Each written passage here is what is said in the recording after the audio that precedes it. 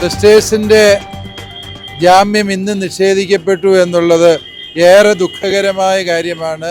കേന്ദ്ര ആഭ്യന്തരമന്ത്രി ബഹുമാനപ്പെട്ട അമിത്ഷാ ഈ കാര്യത്തിൽ ഇടപെടുകയും സർക്കാർ ഹർജിയെ എതിർക്കുകയില്ല എന്ന് പറയുകയും ചെയ്തത് രാജ്യം മുഴുവനും വലിയ പ്രതീക്ഷയും ആശ്വാസവും പകർന്ന കാര്യമാണ്.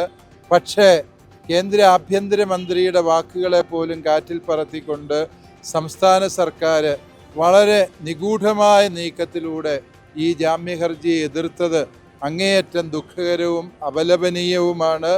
ഈ വിഷയത്തിൽ കേന്ദ്ര സർക്കാരിൻ്റെ സമയോചിതവും സത്വരവുമായ ഇടപെടൽ ഉണ്ടാകേണ്ട സമയം അതിക്രമിച്ചു എന്നാണ് ഞങ്ങൾക്ക് പറയാനുള്ളത്.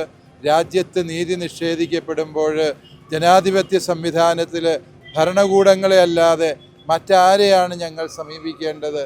ഇപ്രകാരമുള്ള നീതി നിഷേധങ്ങൾ നടക്കുമ്പോൾ തെരുവിലിറങ്ങി പ്രതിഷേധിക്കുകയല്ലാതെ മറ്റെന്താണ് ഒരു ജനാധിപത്യ വിശ്വാസിക്ക് ചെയ്യാൻ സാധിക്കുക എന്നുകൂടി ഉത്തരവാദപ്പെട്ടവർ പറയേണ്ട സമയം അതിക്രമിച്ചു എന്നാണ് എനിക്ക് തോന്നുന്നത്.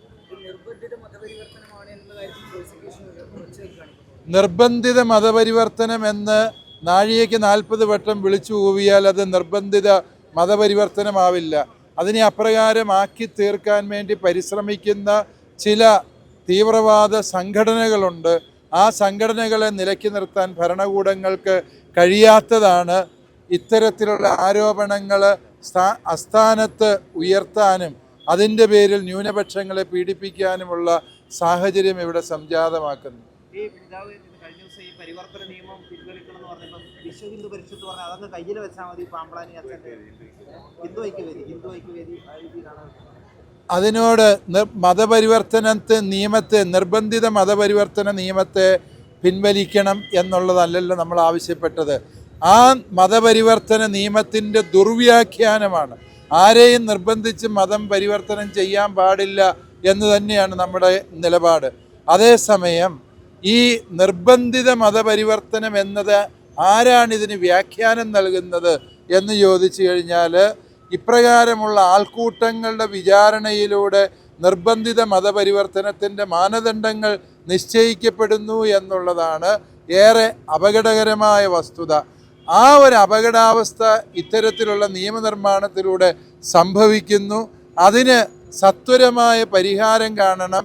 ഇങ്ങനെ അന്യായമായി നിർമ്മിക്കപ്പെട്ട നിയമങ്ങൾ, ഭരണഘടനാ വിരുദ്ധമായ നിയമങ്ങൾ പിൻവലിക്കണം. ആൾക്കൂട്ടങ്ങൾക്കും തീവ്രവാദ സംഘടനകൾക്കും അതുപോലെ സാമൂഹ്യ വിരുദ്ധർക്കും ന്യൂനപക്ഷങ്ങളെ പീഡിപ്പിക്കാനുള്ള സാഹചര്യമൊരുക്കുന്ന നിയമങ്ങൾ പിൻവലിക്കണം എന്നത് തന്നെയാണ് ഞങ്ങളുടെ സുചിന്തിതമായ അഭിപ്രായം. നിർബന്ധിത മതപരിവർത്തനത്തെ ആരും പ്രോത്സാഹിപ്പിക്കുന്നില്ല, ആരും അതിൻ്റെ വക്താക്കളാകുന്നില്ല എന്നതും സമൂഹം മനസ്സിലാക്കേണ്ട സത്യമാണ്. ഈ കേന്ദ്ര ആഭ്യന്തരമന്ത്രി പോലും ഇടപെട്ടിട്ട് അവിടുത്തെ സംസ്ഥാന സർക്കാർ ഇതിനെ എതിർത്തു എന്ന് ഇപ്പോൾ പിതാവ് പറഞ്ഞല്ലോ. അപ്പോൾ സംസ്ഥാന സർക്കാരിന്റെ മാത്രം തീരുമാനമായിരിക്കുമോ അത്? പുറമേ അല്ല. അതിനെക്കുറിച്ച് ഞാൻ ഇപ്പോഴും അഭിപ്രായം പറയുന്നില്ല.